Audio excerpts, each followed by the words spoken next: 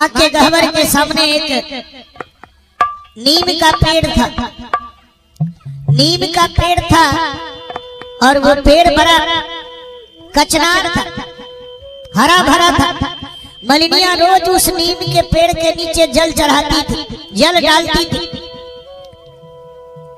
और क्यों डालती थी? इस आशा में थी कि एक दिन माँ को, सातों बहनी मैया को इसी पर झुलवा लगाकर झुलवाऊंगी, झुलाऊंगी मैं अपने से। माँ को न्योता दिया मलिनिया, माँ परसों तुमको आना पड़ेगा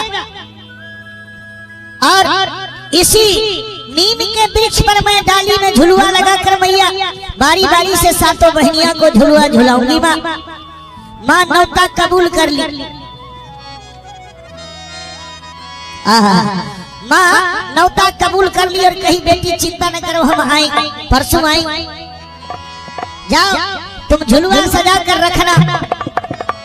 अब मलिनिया क्या कहती है? हरियर हरियर निमिया के गछिया लागेला कचनार हो।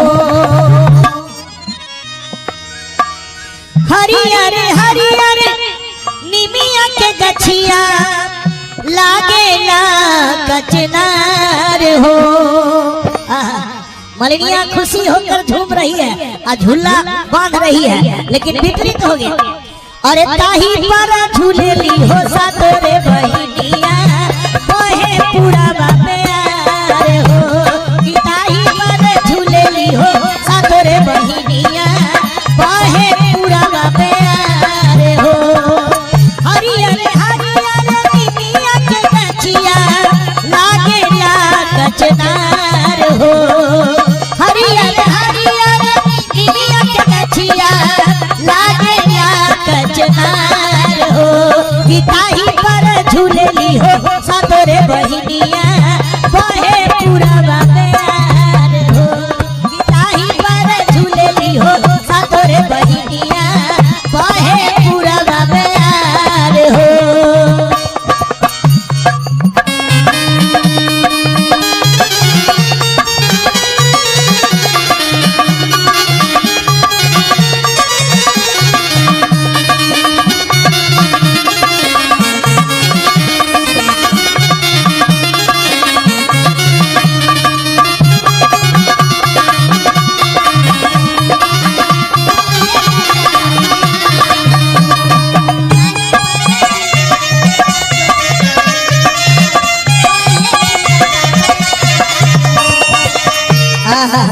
मलिनिया खूब सुंदर झुलवा लगाती है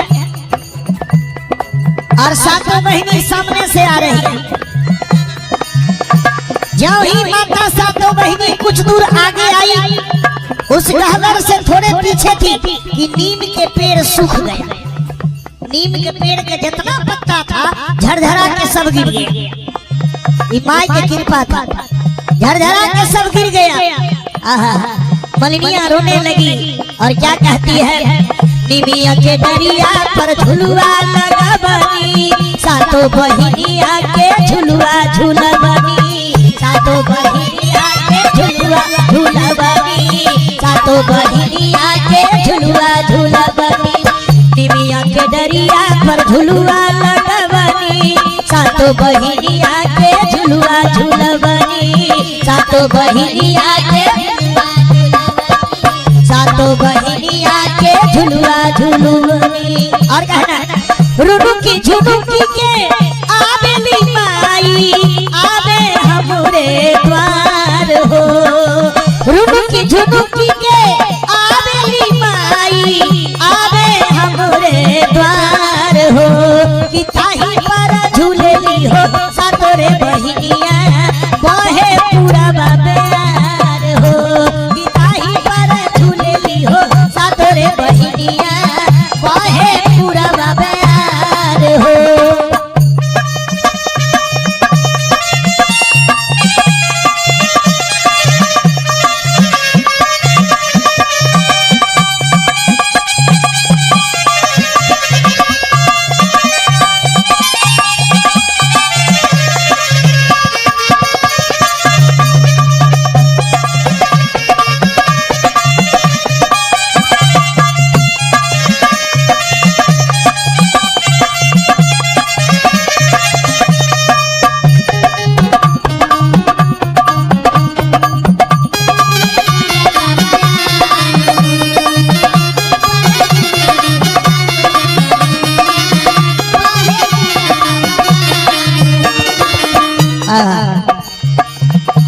सातों बहनी जब आई तो मलिनिया झुलुआ को देख रही थी। जब ही नजर उठाकर ऊपर देखी तो नीम के वृक्ष में जितने भी पत्ते लगे हुए थे डाली में सब टूट कर नीचे गिर गया। अभी देखिए पतझड़ आने वाला है, पतझड़ का मौसम आने वाला है। पुराने पत्ता सब झड़ के गिर जाएगा, उसके बाद उसमें नए कली निकलते हैं। जब ही सारे पत्ते टूट कर गिर गया तो मलिनिया उदास हो गई।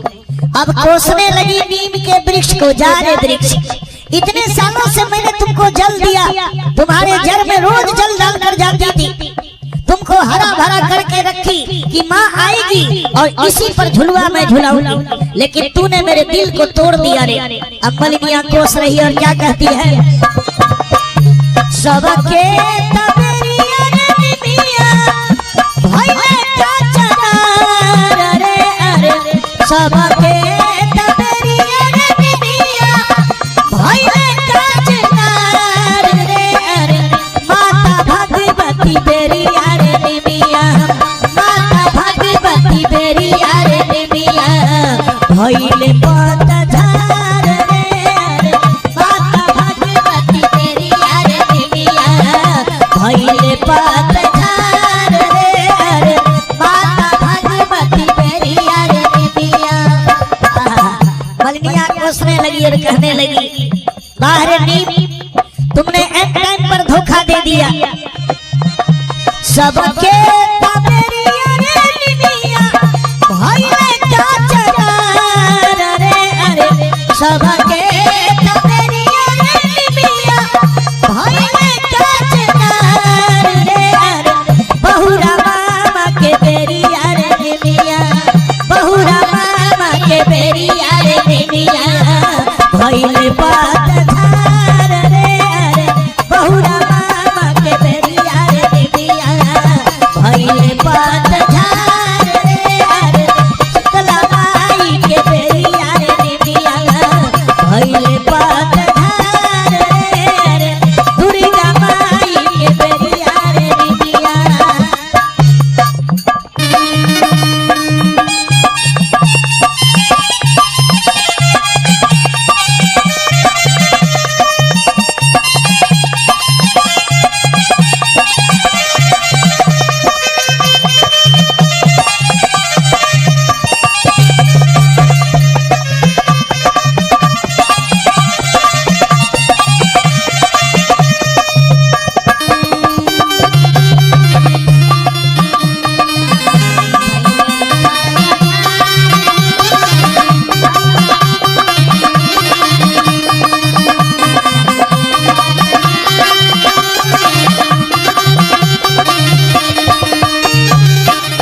एक लाइन और सुन लीजिएगा।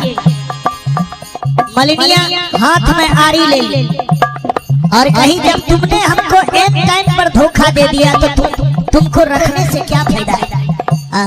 देख माँ वापस जा रही है, माँ यहाँ से वापस जा रही है।